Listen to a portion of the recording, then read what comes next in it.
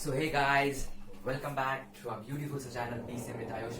और मैं भाई नेम इज आयुष आईडी और आज हम शुरू करने वाले हैं जो हमारा कंटिन्यूअस टॉपिक है। पिछला टॉपिक था एटॉमिक स्ट्रक्चर, ठीक है। तो पिछले बार तक हमने रदरफोर्ड प्लैंक्स क्वांटम थियरी कर ली थी। आज हम करने वाले हैं बोर्स रेडियस या फिर बोर्स थियरी। पहले समझ लेंगे कि नहीं, क्या समझना है? बोर्स थियरी है कि नहीं? बोर्स थियरी, बोर्स जो साइंटिस्ट थे, एक्चुअली बहुत बड़े साइंटिस्ट थे, उन्होंने बहुत काम किया है। तो उन्होंने क्या किया, रदरफोर्ड ने जितने इन्फ्रेंस दिए थे, नहीं देखा है तो पिछला वीडियो देख लेना, उसमें बताया था जितने भी इन्फ्रेंस दिए थे, जैसे एटम न्यूट्रल होता है, वॉल्यूम कम होता है न्यूक्लियस का, मास कॉन्सेंट्रेटेड वगैरह वगैरह, उन्होंने सबको माना, ठीक है। बट रदरफोर्ड का जो एक थर्ड ड्रॉबैक था, दैट इज कि जो उन्होंने बता नहीं पाए कि इलेक्ट्रॉन कौन से ऑर्बिट में घूमेगा, वो बता नहीं पाए थे रदरफोर्ड।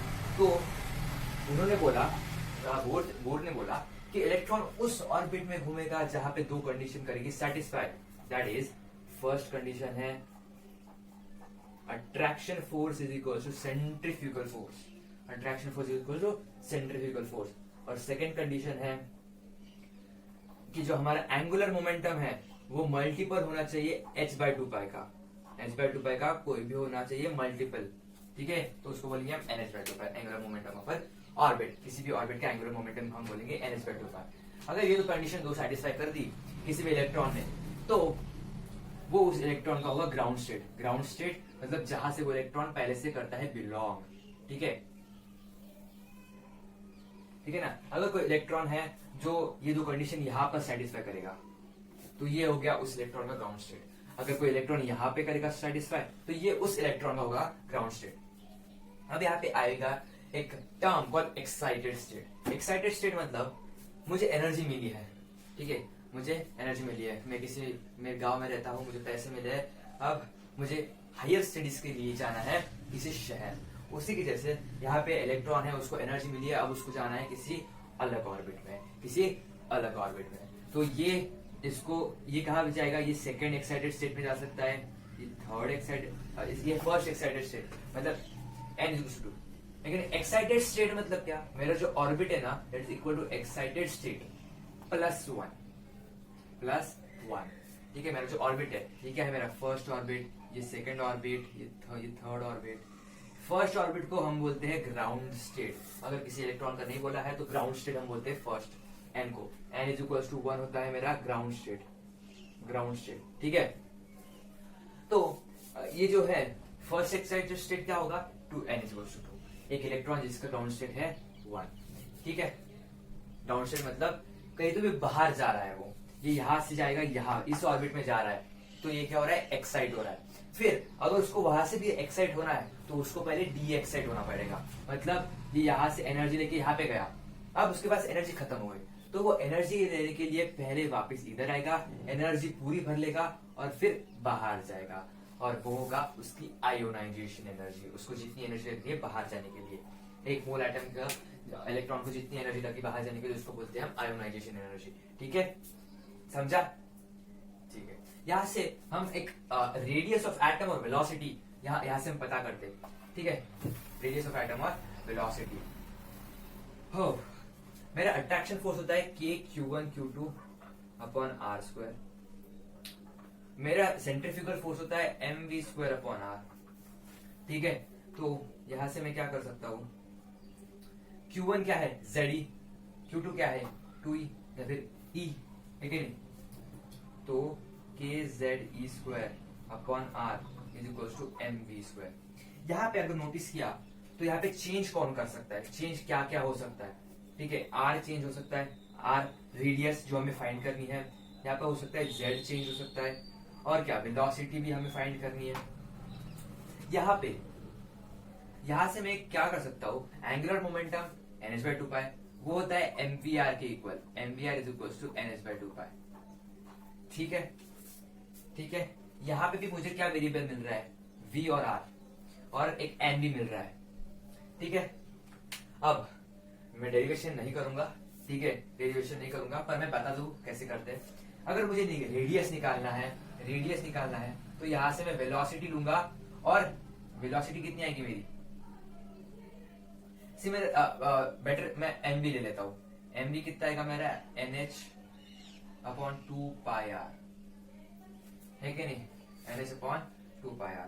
अगर मैं यहाँ पे रख दूँ 2πr तो मेरा वेलोसिटी निकल जाएगी कि नहीं, 2πr। यहाँ पे इसको मैं क्या लिख सकता हूँ, mv इंटू एम वी की वैल्यू ये आर कट जाएगा, तो जो भी मिलेगा वो v के टर्म्स में मिलेगा। तो यहाँ से है ना वेलोसिटी मिलती है मुझे 2.18 into 10⁻⁶ z upon n meter पर सेकेंड। नोट कर लो, velocity is 2.18 into 10⁻⁶ z by n meter पर second, where z is atomic number, n is orbit, कौन सा ऑर्बिट है वो, ठीक है।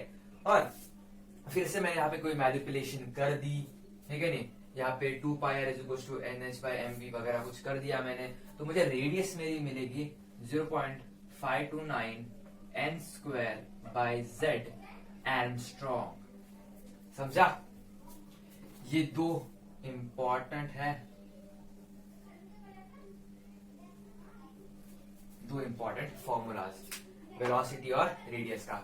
ये यहां से और यहां से मैनिपुलेशन करके ही हमने ये दो निकालेंगे, क्योंकि यहाँ पे वेरिएबल क्या है, जेड आर वी और एन, ठीक है, जेड आर वी है। वी में फिर क्या होगा, रेडियस नहीं रहेगा, जेड बाय आर में क्या, एन बाय जेड। समझा? वो उनके ऊपर ही डिपेंड करेगा, ठीक है। ये होगा हमारा रेडियस।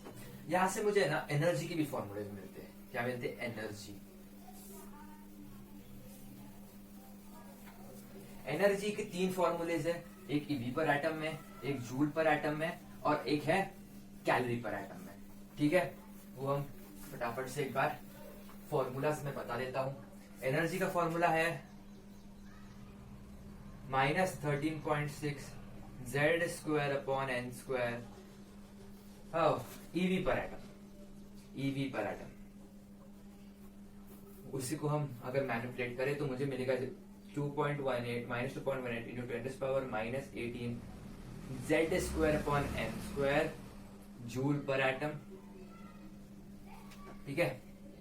एक नोट कर लो 1.602 इंटू 10⁻⁻12 ईवी होता है 1.602 इंटू 10⁻⁻19, और गया फिर जूल, ठीक है, और गया फिर जूल। ये होगा मेरा कितना हो जाएगा, ये इसको अगर मैं मैनिपुलेट करूं, कैलकुलेट करूं तो -5.2 into 10⁻⁻19 z square upon n square calorie पर एटम। क्या है? कैलोरी पर एटम। ओके, ये तीन एनर्जी ऑफ एन इलेक्ट्रॉन के फॉर्मूले। It's an very very very very important formula, बहुत ज्यादा इंपॉर्टेंट है ये फॉर्मूला, नोट कर लेना, ठीक है। एनर्जी का है ना और एक फॉर्मूला आता है, एनर्जी इज इक्वल टू, मतलब चेंज इन एनर्जी में बात करूंगा, डेल्टा ई होता है RH z square into 1 by n1 square minus 1 by n2 square. अब देखो ये फॉर्मूला क्या है एक्चुअली, यहाँ पे RH क्या है कि नहीं, क्या है मैं बताता हूँ। चेंज इन एनर्जी मतलब क्या, final energy minus initial energy, final energy minus initial energy, लेकिन मेरा z स्क्वायर क्या है, कांस्टेंट है, मतलब एक एटम के एक एलिमेंट के लिए तो z कांस्टेंट ही होगा ना। Na का 11 है तो दूसरे Na का भी 11 ही एटॉमिक नंबर होगा, z स्क्वायर कांस्टेंट निकल गया मेरा। अब मेरा चेंज इन एनर्जी कितना आएगा, उसके लिए ना directly proportional to z square upon n square मैंने किया, पर चेंज है ना, ये मेरा हो गया इनिशियल, ये मेरा हो गया फाइनल माइनस इनिशियल, है कि नहीं। तो n स्क्वायर n बदल रहा है ना, एनर्जी मैं एक ऑर्बिट से दूसरे ऑर्बिट में जा रहा हूँ तो मेरी एनर्जी चेंज हो रही है ना, तो ये n1 ये n2 पहला किस में था, बाद में किधर गया। और RH इज रिडबर्ग्स कांस्टेंट। क्या है? रिडबर्ग्स कांस्टेंट, जिसकी वैल्यू 1.1 इंटू 10⁻⁷ मीटर इनवर्स, ठीक है, मीटर इनवर्स, ये है रिडबर्ग कांस्टेंट। याद रखना, हम जब भी मोस्टली जब भी हम कैलकुलेट करेंगे ना तो हमें RH रेसिप्रोकल में मिलेगा, मतलब 1 बाय RH मिलेगा, जिसकी वैल्यू है 909 मीटर इनवर्स, या फिर मीटर ले लेंगे, मीटर तो ऊपर है 909 मीटर, या फिर इसको कभी कभी ना 912 भी लेते हैं, ठीक है। दोनों में से जो भी सूटेबल है लेकिन वो ले लेंगे। समझे? ये चार फॉर्मूले एनर्जी का, ये तीन, और delta change in energy. RH constant है, Z क्योंकि atomic number of any element will be constant, and N the change in orbits, ठीक है, डन। अब आएगा हम स्पेक्ट्रा पे। कहाँ पे आएंगे हम? स्पेक्ट्रा। स्पेक्ट्रा मतलब हमने पिछली बार भी बात की थी, थोड़ा कंटिन्यूअस और लाइन के बारे में बात की थी हमने। आज इसको है ना पूरा खत्म कर डालेंगे स्पेक्ट्रा को। स्पेक्ट्रा उसमें आएंगे दो पार्ट्स, है ना। मैं जरा डायग्राम के थ्रू बताऊंगा आपको। स्पेक्ट्रा में आएगा, एक आएगा एमिशन, एक आएगा कंटिन्यूअस, ठीक है। एक आएगा एमिशन स्पेक्ट्रा, एक आएगा कंटिन्यूअस स्पेक्ट्रा। एमिशन स्पेक्ट्रा मतलब क्या? अगर किसी एनर्जी सोर्स से मेरी एनर्जी रिलीज हो रही है, ठीक है, किसी एनर्जी सोर्स से एनर्जी रिलीज हो रही है और उसको अब अगर स्पेक्ट्रोस्कोप से देखूंगा तो मुझे एमिशन स्पेक्ट्रा दिखेगा। फॉर एग्जांपल मैं हूं, ठीक है, अगर मुझ में एनर्जी है और मैं उसको रिलीज कर रहा हूं, मैं एनर्जी को खुद से रिलीज कर रहा हूं, तो उसमें जो स्पेक्ट्रा, अगर मैं उसको स्पेक्ट्रोस्कोप से देखूंगा तो मुझे क्या दिखेगा? मुझे दिखेगा एमिशन स्पेक्ट्रा, मुझे दिखेगा एमिशन स्पेक्ट्रा। अगर उसी की जगह मैं कंटिन्यूअस स्पेक्ट्रा की बात करूं तो क्या होगा? मेरे पास एनर्जी है, मैंने एनर्जी रिलीज की, किसी तो भी मॉलिक्यूल ने वो एनर्जी अब्सॉर्ब की और उसने एनर्जी फिर से रिलीज की। फिर से बताता हूं, मेरे पास एनर्जी है, मैंने रिलीज किया, किसी एक एनर्जी सोर्स से मैंने एनर्जी रिलीज किया, वहां से किसी मॉलिक्यूल ने वो एनर्जी अब्सॉर्ब की।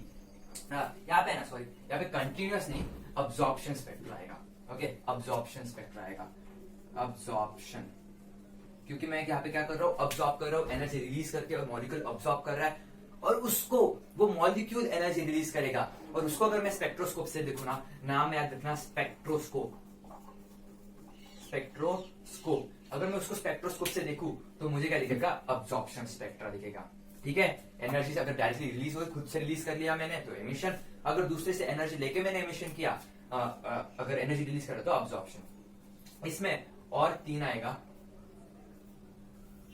एक आएगा लाइन स्पेक्ट्रा, कंटिन्यूअस स्पेक्ट्रा और बैंड स्पेक्ट्रा।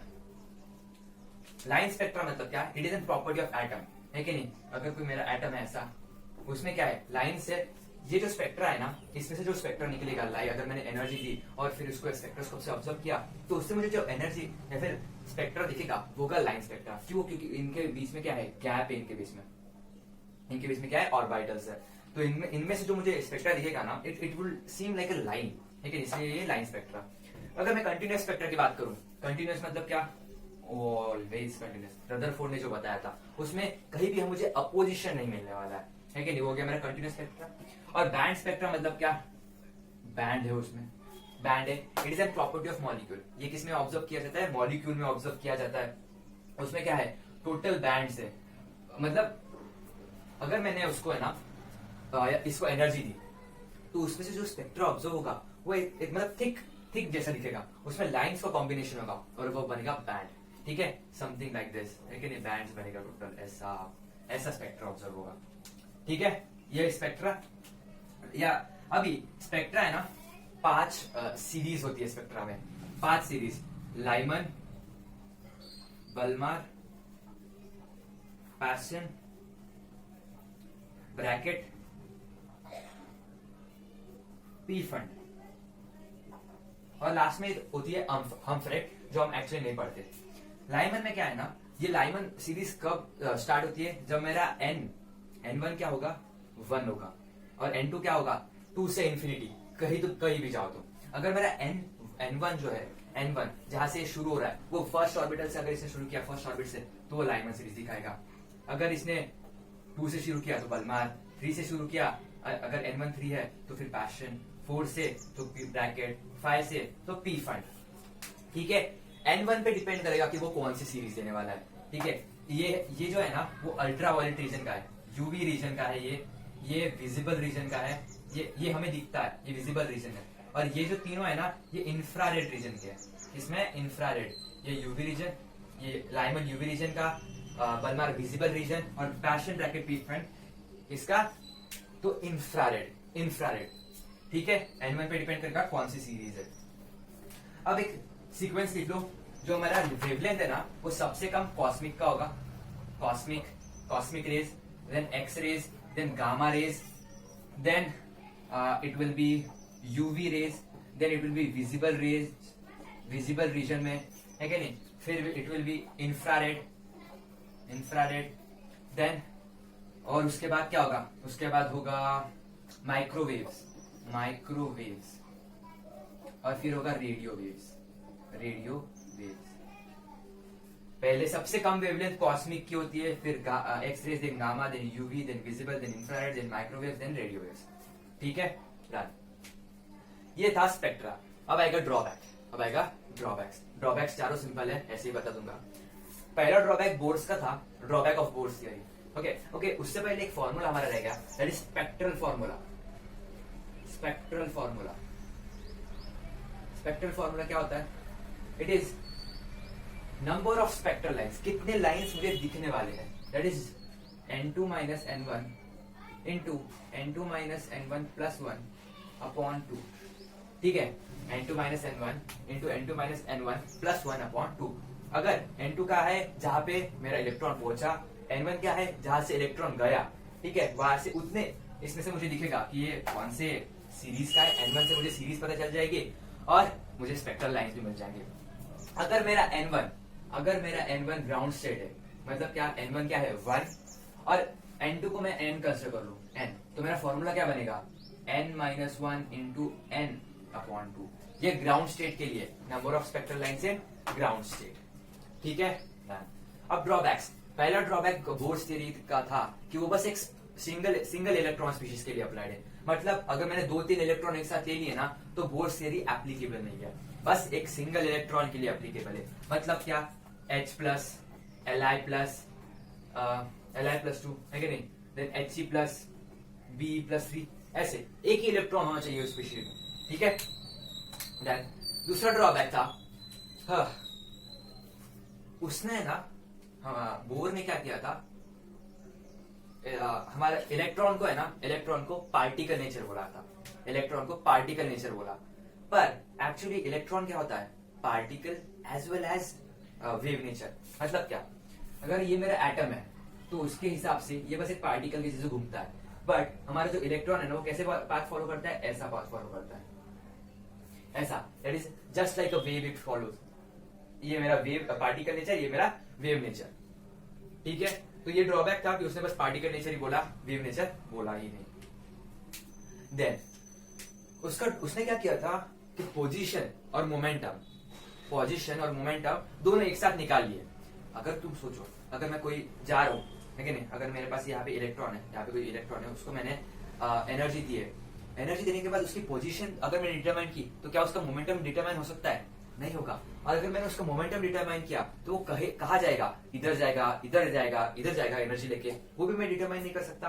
तो पोजीशन और मोमेंटम कभी साथ में डिटरमाइन नहीं कर सकते, पर बोर ने किया था और वो जो भी किया था वो गलत किया था।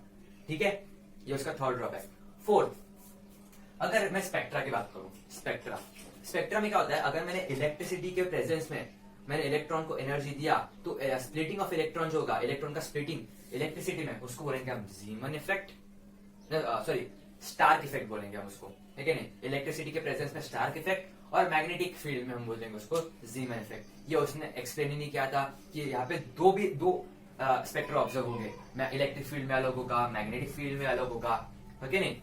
तो ये उसके 4 ड्रॉबैक्स, पहला electron species, then particle nature, then position momentum, and then effects. Zeeman effect क्या, मैग्नेटिक, स्टार्क इफेक्ट क्या, स्टार्क इफेक्ट किसका, इलेक्ट्रिसिटी। ठीक है, डन। इसके ये आज का टॉपिक थे, हमने बोर्ड्स कंसिडर कर लिया, radius, energy, spectra, drawbacks. This is all for today. और फिर अगले वीडियो में हम डी ब्रॉगली वेवलेंथ से शुरू करेंगे और आगे बढ़ते जाएंगे। ठीक है, till that time keep studying, don't forget to subscribe my channel, like the video and keep studying. Good bye.